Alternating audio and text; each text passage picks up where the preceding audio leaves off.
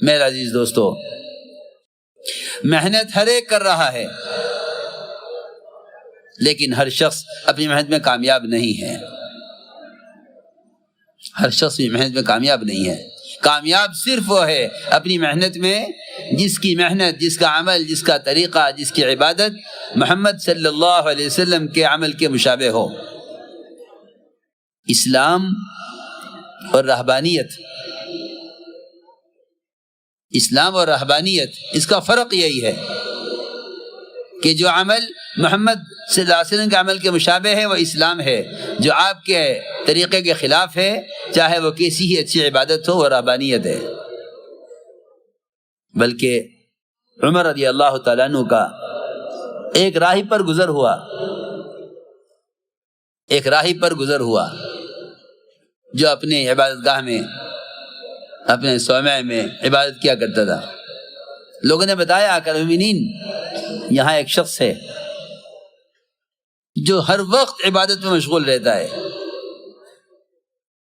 دنیا سے بالکل منقطع اور دنیا سے بے رغبت، دنیا سے کٹ کر صرف اپنے خالق کی عبادت میں مشغول ہے۔ فرمایا اس کو میرے پاس لے کر آؤ۔ اس سے کہا گیا کہ امیر نے آپ کو طلب کیا ہے۔ وہ آیا، حضرت عمر کا حکم تھا کہ میرے پاس لے کر آؤ۔ لایا گیا اس کو، اس کے بدن کی کمزوری کو اور اس کے چہرے کو دیکھ کر، جس پر بڑی تکان کے آثار تھے اور بڑی محنت کوشش اس نے کی تھی، عمر رضی اللہ دیکھ کر روئے اس کو دیکھ کر۔ لوگوں نے کہا امین، آپ ایک راہب کو دیکھ کر کیوں رو رہے؟ اس کو دیکھ کر آپ کیوں روئے؟ فرمایا حضرت عمر رضی اللہ تعالیٰ عنہ نے کہ مجھے اس کو دیکھ کر رونا اس لیے آیا کہ اللہ رب العزت نے ایسے ہی لوگوں کے بارے میں فرمایا ہے، اللہ نے ایسے ہی لوگوں کے بارے میں فرمایا ہے، هل اتاک حدیث الغاشیہ وجوہ یومئذ خاشعہ عاملۃ ناصبہ تصلی نارا حامیہ۔ اللہ نے ایسے لوگوں کے بارے میں فرمایا ہے کہ نبی جی آپ کو خبر ہے اس آدمی کا حال جو اپنے آپ کو بہت تھکاتا ہے عبادت میں، ریاضت میں، مشقت میں، مجاہدے میں، لیکن اس سب کے باوجود وہ دیکھتی آگ میں ڈالا جائے گا اور کھولتا ہوا پانی پلایا جائے گا۔ میں اس کو دیکھ کر اللہ کے قول یاد کر رہا ہوں، مجھے رحم آیا کہ اس کی کوشش اور محنت اور اللہ تعالیٰ کی طرف سے اس کے لیے عذاب کیوں؟ صرف اس لیے کہ محنت اور مجاہدہ تو خوب کر رہا ہے، لیکن اس کا طریقہ محنت محمد صلی اللہ علیہ وسلم کے طریقہ عبادت سے ہٹا ہوا ہے۔ اس لیے میں نے یہ قصہ اس لیے سنایا ہے تاکہ پورا مجمع اور پورا عملہ اس بات کو غور کرے کہ ہم مشقت میں ہیں یا مجاہدے میں ہیں۔ مشقت اور مجاہدے میں بہت بڑا فرق ہے۔ محنت کے اعتبار سے دونوں ایک سے معلوم ہوتے ہیں، محنت کے اعتبار سے دونوں کوشش میں لگے ہوئے ہیں، مجاہد بھی، مجاہدہ کرنے والا بھی، اور مشقت میں پڑھنے والا بھی۔ لیکن مشقت اور مجاہدے کا یہ فرق ہے، مشقت اور مجاہدے کا یہ فرق ہے کہ مشقت پر کچھ نہیں ملے گا سوائے تکان کے، اور مجاہدے پر ہدایت ملے گی۔ اور فرق کیا ہے دونوں کا کہ جو عمل خلاف سنت ہے مشقت ہے، اور جو عمل سنت کے مطابق ہے وہ مجاہدہ ہے۔ اس لیے اپنے ہر عمل کو مجاہدہ بناؤ۔ مجاہدے پر ہدایت کا وعدہ ہے، مجاہدے پر ہدایت کا وعدہ ہے۔ اس لیے میں نے عرض کیا کہ جتنا دنیا میں فساد ہے،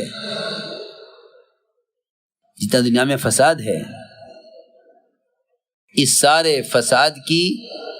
سارے فساد کا تعلق باہر کے پھیلے ہوئے نقشوں سے نہیں ہے، بلکہ اس تمام فساد کا تعلق براہ راست مومن کے اپنے عمل سے ہے۔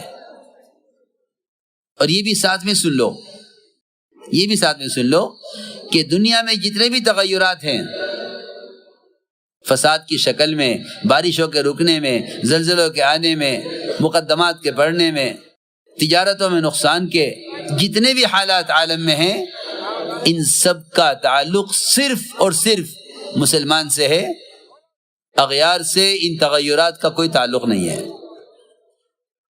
اغیار سے ان تغیرات کا کوئی تعلق نہیں ہے۔ یہ میں اس لیے عرض کر رہا ہوں کہ جب بھی مسلمان کسی حال سے گزرتا ہے، یا وہ حالات ان کے اسباب میں ہوں، یا وہ حالات زمین آسمان کے درمیان ان کے کائناتی نقشوں میں ہوں، جب حالات کائنات کے نقشوں میں پیش آتے ہیں تو یہ ان کو موسم سے جوڑ دیتے ہیں، اور جب حالات ان کی کمائی کے نقشوں میں اور ان کے شخصی اور ذاتی، تجارتی، زراعتی اور ان کے سیاسی نظاموں میں حالات پیش آتے ہیں، تو یہ ان حالات کا الزام یا شیطان کو دیتے ہیں یا اغیار کو دیتے ہیں، حالانکہ ان کے حالات کے بگڑنے کا اور ان کے اعمال کے بگڑنے کا نہ شیطان سے کوئی تعلق ہے، نہ اغیار سے کوئی تعلق ہے۔ میری بات بہت توجہ چاہے گی۔ کیوں امت نقصان کی طرف جا رہی ہے؟ کیوں نقصان کی طرف جا رہی ہے؟ کیا وجہ ہے؟ وجہ صرف اتنی سی ہے کہ اجتماعی طور پر مسلمان اپنے تمام حالات کو یا اسباب سے جڑے ہوئے ہیں یا اغیار سے جڑے ہوئے ہیں۔ انہوں نے یہ کیا ہے، انہوں نے یہ کیا ہے، انہوں نے یہ کیا ہے، مسلمان اس لیے پریشان ہے۔ میں حضرت کی بات نقل کر رہا ہوں، قسم کھا کے فرماتے ہیں حضرت، خدا کی قسم، مسلمانوں کے حالات کے بگڑنے کا صرف مسلمانوں سے تعلق ہے، اس لیے کہ اصل کائنات مسلمان ہے، اصل کائنات مسلمان ہے۔ جس طرح انعام کے کسی عمل سے کائنات میں کوئی تغیر نہیں، اس طرح اغیار کے کسی عمل سے کائنات میں کوئی تغیر نہیں ہے۔ یہ اتنی سی بات کا سمجھنا، یہ سینکڑوں مسائل کا حل ہے، سینکڑوں مسائل کا حل ہے اگر یہ بات سمجھ میں آ جائے۔ میں تو اس لیے عرض کر رہا ہوں کہ جو جس صوبے میں، جس شعبے میں جہاں بھی ہے، وہ سمجھتا ہے کہ میرے حالات کا میری ذات سے کوئی تعلق نہیں ہے، حالانکہ سمندر کی مچھلیاں تک مسلمان کے گناہ سے متاثر ہوتی ہیں، سمندر کی مچھلیاں تک مسلمان کے گناہ سے متاثر ہوتی ہیں، کیونکہ جب اس کے طلب علم کے لیے قدم اٹھانے پر ساری مخلوق اس کے لیے دعا میں مشغول ہو جاتی ہے، جب اس کے نیک عمل کا یہ تاثر ساری مخلوق پر ہے تو اس کے برے عمل کا تاثر ساری مخلوق پر کیوں نہیں ہوگا؟ ساری مخلوق پناہ چاہتی ہے مسلمان کے برے عمل سے، ساری مخلوق پناہ چاہتی ہے، کیوں؟ اور یہ اتنا نادان کہ اس کے پڑوس سے لے کر اس کے ملک تک اور عالم بھر تک جہاں جو حال پیش آتا ہے، یہ اس حال کو یا اسباب سے جوڑ دیتے ہیں یا اغیار سے جوڑ دیتے ہیں۔ انہوں نے کیا ہے۔ نہیں، ایسا نہیں ہے، بلکہ اللہ نے قرآن میں صاف فرما دیا کہ سارا فساد تیری ذات سے متعلق ہے، بما کسبت ایدی الناس۔ اس لیے حالات سے نکلنے کے لیے اور حالات کو سمجھنے کے لیے ایمان شرط ہے، اس لیے کہ مومن بینا ہے، ایک بات ایمان نہیں، وہ نابینا ہے۔ بینا کو چاہیے کہ خود اندھا نہ بنے بلکہ اندھوں کو راستہ دکھلائے، اندھوں کو راستہ دکھلائے، یہ بینا کا کام ہے۔ خود نابینا بن جائے یہ اس کا کام نہیں ہے، یہ سیدھی بات ہے۔ قرآن نے اسی طرح کہا ہے، اِنَّا لَا تَعْمَى الْأَبْصَارُ وَلَكِنْ تَعْمَى الْقُلُوبُ الَّتِي فِي الصُّدُورِ، کہ دلوں کے اندھے ان کو راستے نظر نہیں آتے کہ یہ حالات کیوں پیش آ رہے، اس لیے اللہ تعالیٰ نے تقسیم کیا ہے، حالات سے سبق لینے والوں کو ایمان والا فرمایا ہے، کہ ایمان والوں کی علامت یہ ہے کہ یہ حالات سے سبق لیں گے. ان کے پیر میں ایک ٹھوکر لگے گی تو یہ فوراً کوئی گناہ یاد کریں گے اپنا کہ مجھ سے قریب میں کون سا گناہ ہوا ہے. حالات کی خرابی توبہ کی طرف لانے کے لیے ہوتی ہے. حالات کی خرابی حالات کو اسباب سے جوڑنے کے لیے نہیں ہوتی. اس وقت آپ دیکھیں گے کہ عالم بھر کا مزاج یہ بنا ہوا ہے کہ جہاں مسلمانوں کو کوئی نقصان ہو جاتا ہے وہ اس نقصان کو ضرور کسی کی ذات سے جوڑ دیتے ہیں. اگر یہ مزاج بنا، اگر یہ خیال رہا تو ہم بجائے غیروں کی ہدایت کا ذریعہ بننے کے بجائے ہمیں خود ہلاکت کے اسباب کا علم نہیں ہوگا کہ ہم کدھر جا رہے ہیں. مسلمان تو وہ ہے جو دنیا میں بادشاہ بن کر رہے، خود بھی راستہ دیکھے، دوسروں کو بھی راستہ دکھلائے. ورنہ صحیح روایت میں ہے کہ آپ نے دیکھا ہوگا جب بھینس دودھ نہیں دیتی تو اس کے بچے کو کھول کے لایا جاتا ہے، اور بچہ کھول کے لایا جاتا ہے، تھنوں میں منہ لگا دیتا ہے، بھینس دودھ چھوڑ دیتی ہے اور پھر بچے کو لے جا کے باندھ دیا جاتا ہے. روایت میں ہے کہ اسے نہیں معلوم فیما عقلا و فیما ارسلا، کہ اسے کیوں باندھا گیا تھا، کیوں کھول دیا گیا، اسے نہیں معلوم. جانور ہے، مجھے کیوں کھولا گیا، پھر کیوں باندھ دیا گیا، اسے نہیں معلوم. اس لیے حالات مقدمات کی شکل میں، حالات پیداوار کی کمی کی شکل میں، حالات بارشوں کے رکنے کی شکل میں، جس طرح کے بھی حالات آتے ہیں یہ تمام حالات مومن کی تنبیہ کے لیے ہوتے ہیں. اس لیے اپنے حالات کو اسباب سے مت جوڑو، کیونکہ وہ اسباب جن سے حالات کے بننے کا وعدہ نہیں ہے ان سے حالات کے بگڑنے کا بھی تعلق نہیں ہے. جب اسباب سے حالات کے بننے کا تعلق نہیں تو اسباب سے حالات کے بگڑنے کا تعلق کیسے ہو سکتا ہے؟ حالات بنتے ہیں تو اسباب سے جوڑتے ہیں، بگڑتے ہیں تو اسباب سے جوڑتے ہیں. حالانکہ اللہ تعالیٰ حالات بگاڑتے اس لیے ہیں تاکہ یہ میری طرف آئے. وَلَنُذِيقَنَّهُمْ مِنَ الْعَذَابِ الْأَدْنَىٰ دُونَ الْعَذَابِ الْأَكْبَرِ، ہم بڑا عذاب لانے سے پہلے چھوٹے چھوٹے جھٹکے لاتے ہیں تاکہ یہ پلٹ جائیں، تاکہ یہ توبہ پر آ جائیں، تاکہ یہ سمجھ جائیں. ایک باپ بھی بیٹے